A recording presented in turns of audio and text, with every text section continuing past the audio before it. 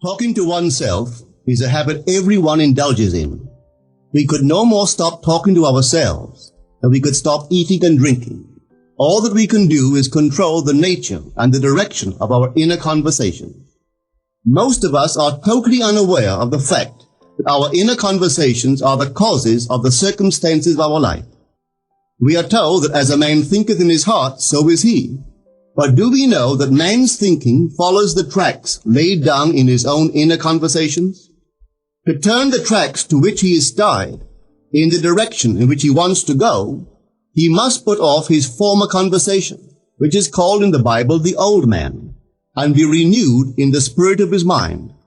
Speech is the image of mind. Therefore, to change his mind, he must first change his speech. By speech is meant those mental conversations we carry on with ourselves.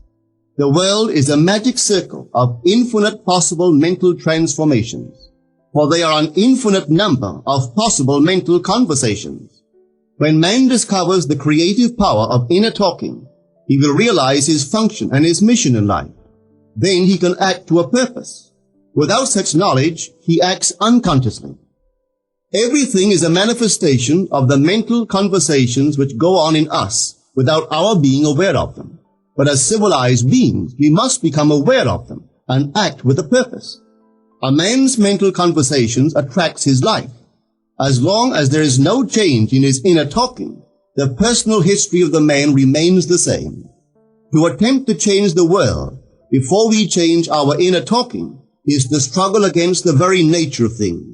Man can go round and round in the same circle of disappointments and misfortune, not seeing them as caused by his own negative inner talking, but as caused by others. This may seem far-fetched, but it is a matter which lends itself to research and experiment. The formula the chemist illustrates is not more certainly provable than the formula of this science by which words are clothed in objective reality. One day a girl told me of her difficulties in working with her employer. She was convinced that he unjustly criticized and rejected her very best efforts. Upon hearing her story, I explained that if she thought him unfair, it was a sure sign that she herself was in need of a new conversation piece.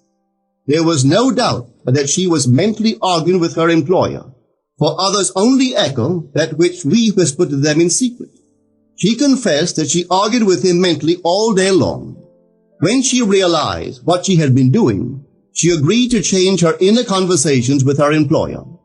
She imagined that he had congratulated her on her fine work, and that she, in turn, had thanked him for his praise and kindness. To her great delight, she soon discovered that her own attitude was the cause of all that befell her. The behavior of her employer reversed itself. It echoed, as it had always done, her mental conversations with him. I rarely see a person alone without wondering to what conversation piece is he tied. On what mysterious track is he walking? We must begin to take life consciously, for the solution of all problems lies just in this. The second man, the Lord from heaven in all of us, is trying to become self-conscious in the body, that he may be about his Father's business. What are his labors? To imitate his Father, to become master of the Word, master of his inner talking, that he may mold this world of ours into a likeness with the kingdom of love. The prophet said, "Be ye imitators of God as dear children." How would I imitate God? Well, we are told that God calls things that are not seen as though they were seen, and the unseen become seen. This is the way the girl called forth praise and kindness from her employer. She carried on an imaginary conversation with her employer from the premise that he had praised her work, and he did. Our inner conversations represent in various ways the world we live in. Our individual worlds are self-revelations of our own inner speech.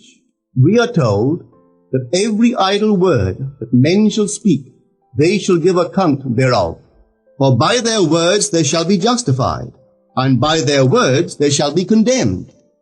We abandon ourselves to negative inner talking, yet expect to retain command of life. Our present mental conversations do not recede into the past as man believes. They advanced into the future to confront us as wasted or invested words. My word, said the prophet, shall not return unto me void, but it shall accomplish that which I please, and it shall prosper in all the things whereto I sent it. How would I send my word to help a friend? I would imagine that I am hearing his voice, that he is physically present, that my hand is on him. I would then congratulate him on his good fortune, tell him that I have never seen him look better. I would listen as though I heard him. I would imagine that he is telling me he has never felt better, he has never been happier. And I would know that in this loving, knowing communion with another, a communion populous with loving thoughts and feelings, that my word was sent, and it shall not return unto me void, but it shall prosper in the thing whereto I sent it. Now is the accepted time. Now is the day of salvation. It is only what is done now that counts, even though its effects may not be visible until tomorrow. We call not aloud, but by an inner effort of intense attention. To listen attentively, as though you heard, is to create. The events and relationships of life are your word made visible. Most of us rob others of their willingness and their ability to be kind and generous by our fixed attitudes towards them. Our attitudes unfold within us in the form of mental conversations. Inner talking from premises of fulfilled desire is the way to consciously create circumstances. Our inner conversations are perpetually outpictured all round us in happenings. Therefore, what we desire to see and hear without, we must see and hear within, for the whole manifested world goes to show us what use we have made of the word. If you practice this art of controlled inner speaking, you too will know what a thrill it is to be able to say, and now I have told you before it come to pass, that when it is come to pass, ye might believe.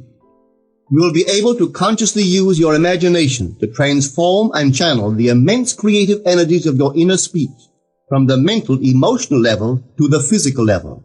And I do not know what limits, if any, there are to such a process.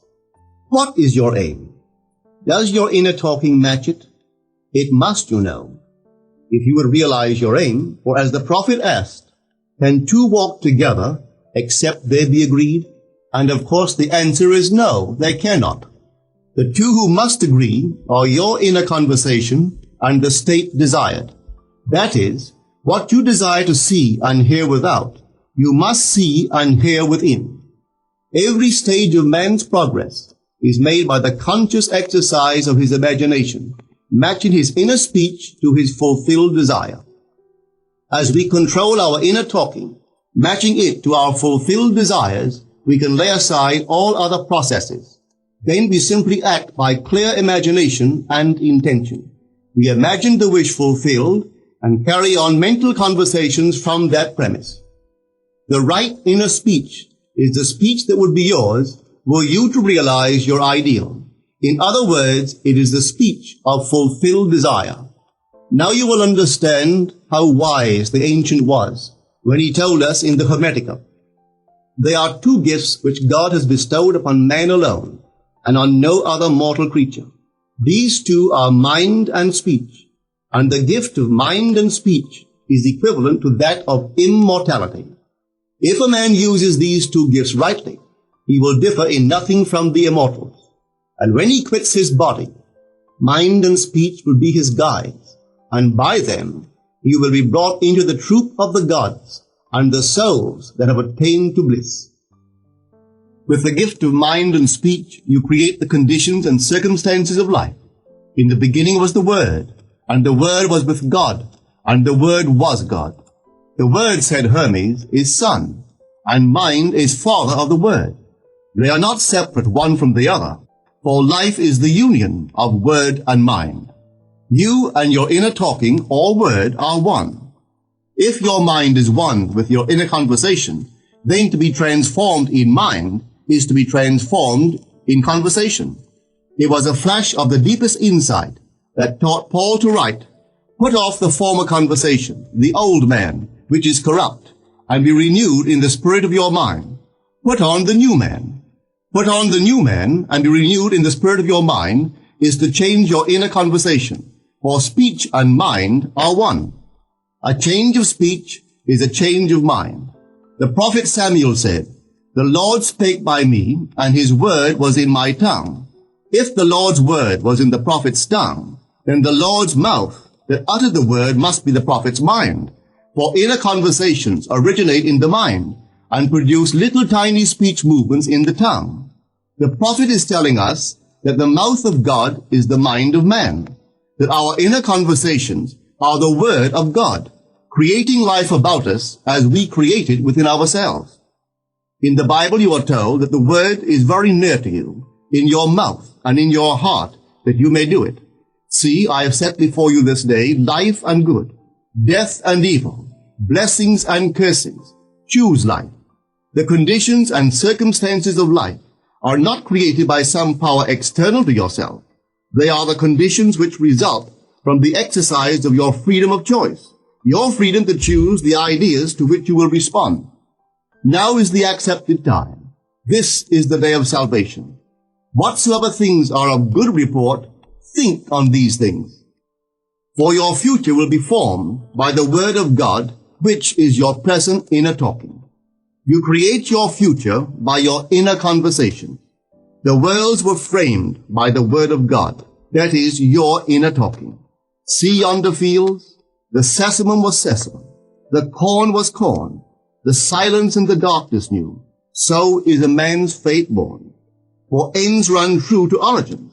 If you would reap success, you must plant success.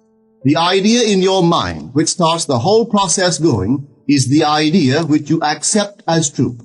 This is a very important point to grasp, for truth depends upon the intensity of imagination, not upon facts. When the girl imagined that her employer was unfair, his behavior confirmed her imagination. When she changed her assumption of him, his behavior reflected the change, proving that an assumption, though false, if persisted in, will harden into fact. The mind always behaves according to the assumption with which it starts. Therefore, to experience success, we must assume that we are successful.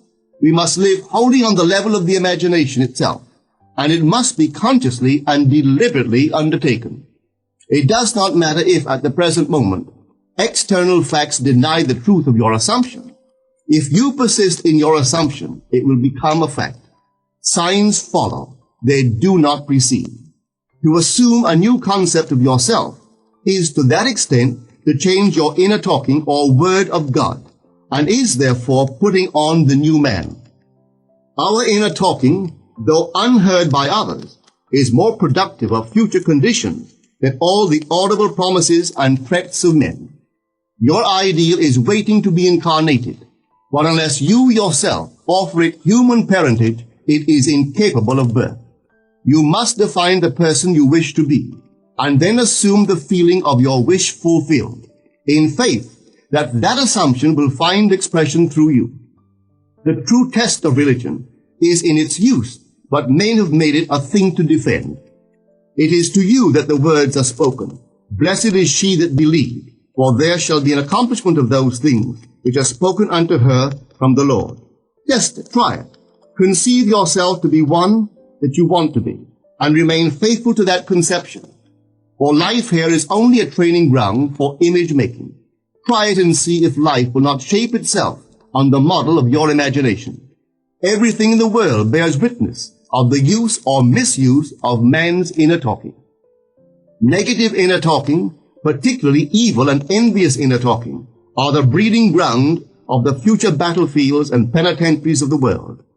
Through habit, man has developed a secret affection for these negative inner conversations.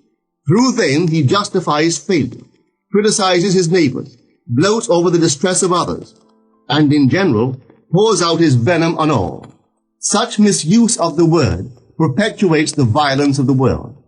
The transformation of self requires that we meditate on a given phrase, a phrase which implies that our ideal is realized, and inwardly affirm it over and over and over again until we are inwardly affected by its implication, until we are possessed by it. Hold fast to your noble inner convictions or conversations. Nothing can take them from you but yourself. nothing can stop them from becoming objective facts. All things are generated out of your imagination by the word of God, which is your own inner conversation. And every imagination reaps its own words, which it has inwardly spoken. The great secret of success is a controlled inner conversation from premises of fulfilled desire. The only price you pay for success is the giving up of your former conversation, which belongs to the old man, the unsuccessful man. The time is ripe for many of us to take conscious charge in creating heaven on earth. To consciously and voluntarily use our imagination to inwardly hear and say only that which is in harmony with our ideal is actively bringing heaven to earth. Every time we exercise our imagination lovingly on behalf of another, we are literally mediating God to that one. Always use your imagination masterfully, as a participant, not an onlooker. In using your imagination to transform energy from the mental, emotional level to the physical level, extend your senses. Look and imagine that you are seeing what you want to see, that you are hearing what you want to hear, and touching what you want to touch. Become intensely aware of doing so. Give your imaginary state all the tones and feeling of reality. Keep on doing so until you arouse within yourself the mood of accomplishment and the feeling of relief. This is the active, voluntary use of the imagination, as distinguished from the passive, involuntary acceptance of appearances. It is by this active, voluntary use of the imagination that the second man, the Lord from heaven, is awakened in man. Men call imagination a plaything, the dream faculty, but actually it is the very gateway of reality. Imagination is the way to the state desired. It is the truth of the state desired, and the life of that state desired. Could you realize this fully, then would you know that what you do in your imagination is the only important thing. Within the circle of our imagination, the whole drama of life is being enacted over and over again. Through the bold and active use of the imagination, we can stretch out our hand and touch a friend 10,000 miles away and bring health and wealth to the parched lips of his being. It is the way to everything in the world. How else could we function beyond our fleshly limitations? But imagination demands of us a fuller living of our dreams in the present. Through the portals of the present, the whole of time must pass.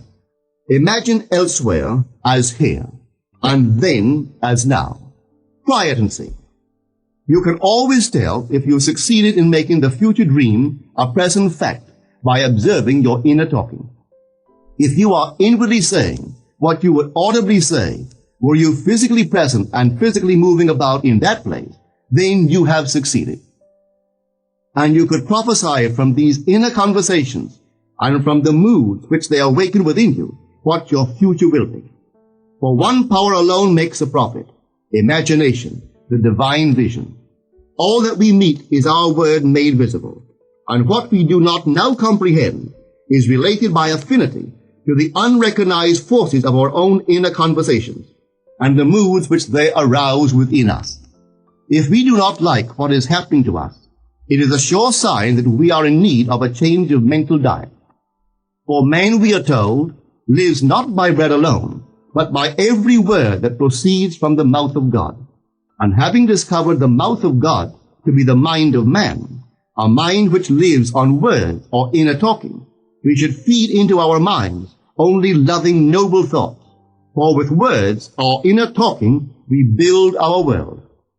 Let love's lordly hand raise your hunger and thirst to all that is noble and of good report, and let your mind starve ere you raise your hand to a cup love did not fill, or a bowl love did not bless, that you may never again have to say, "What have I said? What have I done?" O all-powerful human word.